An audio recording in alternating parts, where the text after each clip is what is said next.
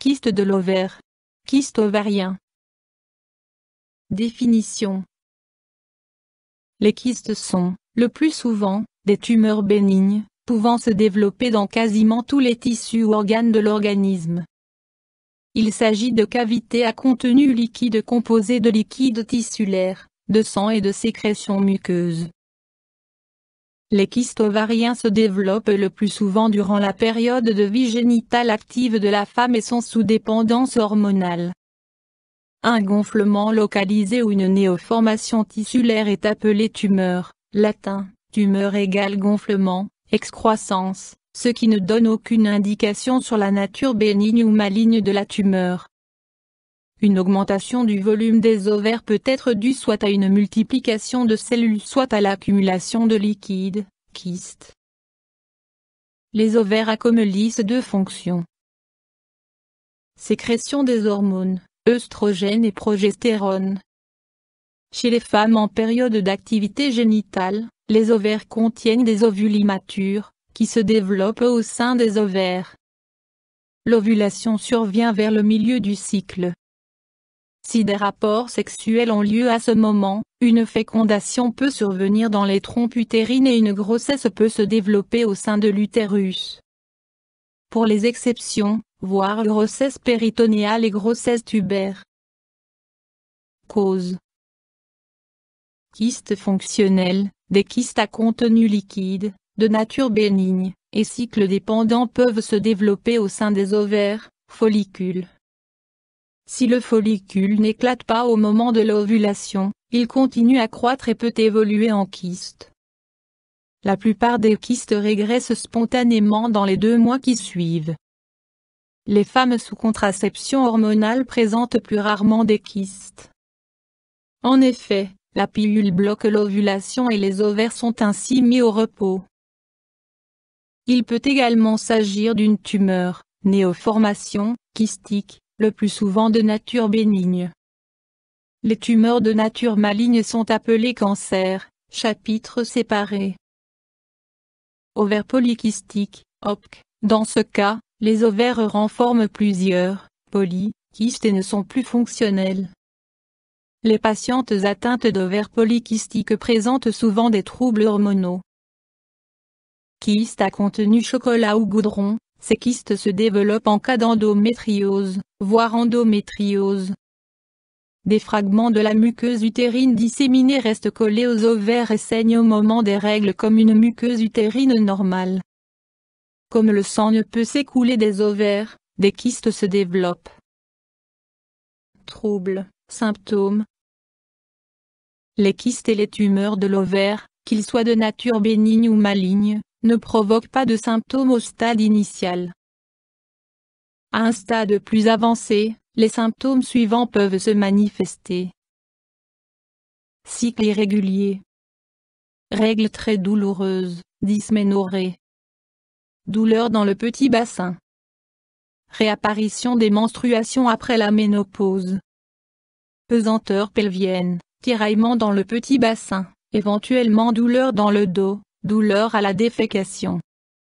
Augmentation du périmètre abdominal. Sensation de corps étranger. Constipation. Tous ces symptômes ne sont pas spécifiques à un kyste de l'ovaire, puisqu'ils peuvent se rencontrer dans de nombreuses autres maladies, exemple myome utérin. En cas de complications suite à la rupture ou à l'éclatement du kyste. Douleur intense dans le petit bassin. Nausées et vomissements pouvant aller jusqu'au collapsus. Douleur importante à la palpation du ventre. Examen, diagnostic. Anamnèse avec prise en compte des symptômes actuels, examen gynécologique, échographie par voie vaginale, laparoscopie avec prélèvement et examen microscopique des tissus prélevés, biopsie, en cas de suspicion de cancer, une tomodensitométrie ou un IRM, imagerie par résonance magnétique, doivent être réalisées. Options thérapeutiques. Les kystes de petit volume régressent généralement spontanément en l'absence de traitement. Le recours à des examens de contrôle, échographie, s'avère néanmoins nécessaire. Mesures générales. Examen de contrôle régulier, échographie. Médicaments. Un traitement hormonal peut s'avérer utile en cas de kyste de petit volume chez les femmes en préménopause. Chirurgie. Le recours à la chirurgie est nécessaire en cas de symptômes persistants.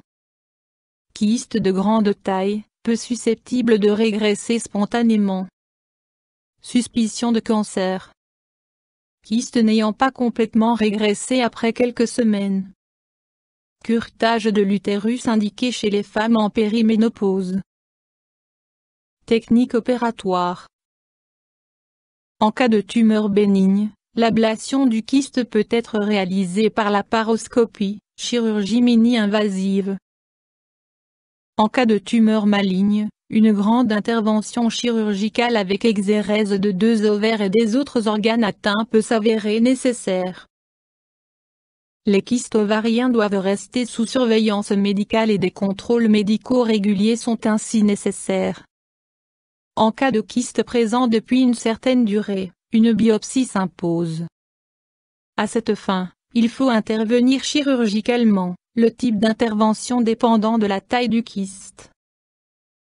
Complications possibles. La majorité des kystes ovariens, survenant chez des femmes jeunes, sont des kystes fonctionnels, dus à l'absence d'ovulation et régressant spontanément durant les cycles suivants. Les complications suivantes peuvent survenir. Torsion du kyste. La tumeur se tourne autour de son pédicule, ce qui bloque l'innervation du kyste. Un état de choc peut en résulter avec douleur abdominale intense, nausées, vomissements, accélération du pouls et épisode de sudation intense. Il s'agit d'une urgence chirurgicale, il faut intervenir sans délai. Infection-rupture du kyste. Lorsqu'un vaisseau sanguin est endommagé lors de la rupture du kyste, un saignement dans le péritoine peut en résulter, ce qui peut mettre la vie du sujet en danger. Il s'agit d'une situation d'urgence, nécessitant une intervention immédiate. Troubles hormonaux. Les kystes peuvent sécréter des hormones et perturber ainsi le cycle menstruel. Dans les cas extrêmes, les hémorragies ininterrompues peuvent durer plusieurs semaines. Les kystes ovariens peuvent dégénérer en cancer ovarien, ce qui est plutôt rare. YouTube Dr Alabé